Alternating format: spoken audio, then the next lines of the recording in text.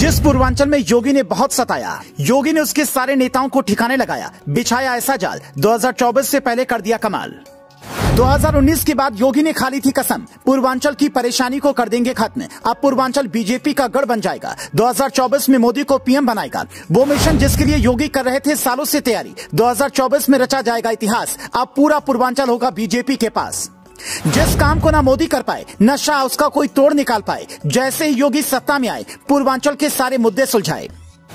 Purvanchal BJP के लिए पिछले कई चुनावों में सबसे बड़ा सरदर्द रहा है। साल 2019 के लोकसभा चुनाव की बात करें या फिर साल 2022 की विधानसभा चुनाव की, पूर्वांचल में बीजेपी कमजोर नजर आई। इतना ही नहीं, पूर्वांचल में बीजेपी के मनोज सिन्हा जैसे दिग्गज नेता को भी हार का सामना करना पड़ा।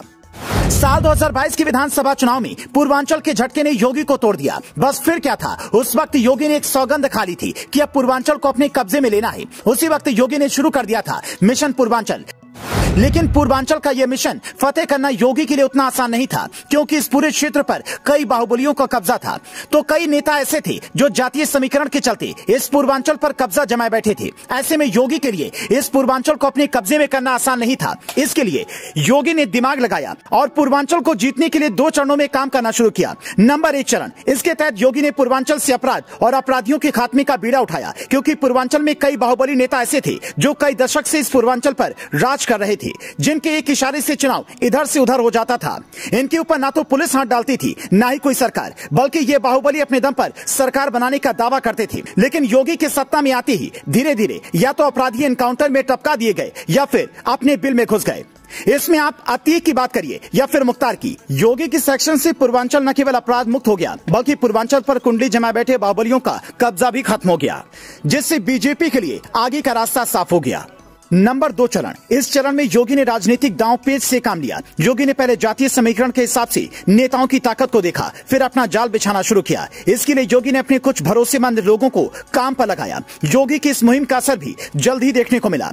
जिस पूर्वांचल ने 2022 में बीजेपी को झटका दिया था, उसके 2 बड़े चेहरों को योगी ने तोड़ दिया और दोनों बीजेपी में शामिल हो गए। सबसे बड़ा नाम पूर्वांचल के नेता ओम प्रकाश राजभर का है। राजभर को बीजेपी में शामिल करने से पहले योगी उनकी ताकत को भांप चुके थे। राजभर की पूर्वांचल की 25 सीटों पर अच्छी पकड़ है, साथ ही करीब 18 सीटों पर राजभर समुदाय हार और जीत को तय करता है। राजभर की इसी ताकत को देखते हुए योगी ने यह बड़ा दांव खेला। उसके बाद दारा सिंह चौहान जैसे नेताओं को भी योगी ने पार्टी में शामिल किया। योगी के इन दोनों फैसलों का नतीजा यह रहा कि यूपी में जिस पूर्वांचल को बीजेपी का विरोधी माना जाता था, वह बीजेपी के पक्ष में नजर आ रहा है। जिस पूर्वांचल में पहले बाहुबलियों का दबदबा रहता था, वो सब खत्म हो गया है। यूपी का यह नक्शा योगी ने कई रातों रात नहीं बदला, बल्कि इसको लेकर योगी ने पहले से एक प्लानिंग के तहत काम किया, ताकि कोई कमी न रह जाए और बीजेपी के आने वाले वक्त के लिए भविष्य सुरक्षित हो जाए। योगी के इस कदम के बाद ये माना जा रहा है कि जिस पूर्वांचल पर पहले सपा और बसपा जैसी पार्टियों का दबदबा रहता था, अब वहां बीजेपी की ताकत बढ़ती जा रही है। कुल मिलाकर 100 बात की एक बात, योगी यूपी से जब केंद्र में जाएंगे तो यूपी को बीजेपी का गढ़ बनाकर जाएंगे। तो आपका योगी के इस काम पर क्या कहना है और क्या आपको लगता है पूर्वांचल में बीजेपी को फायदा होगा? कमेंट करके जरूर बताएं।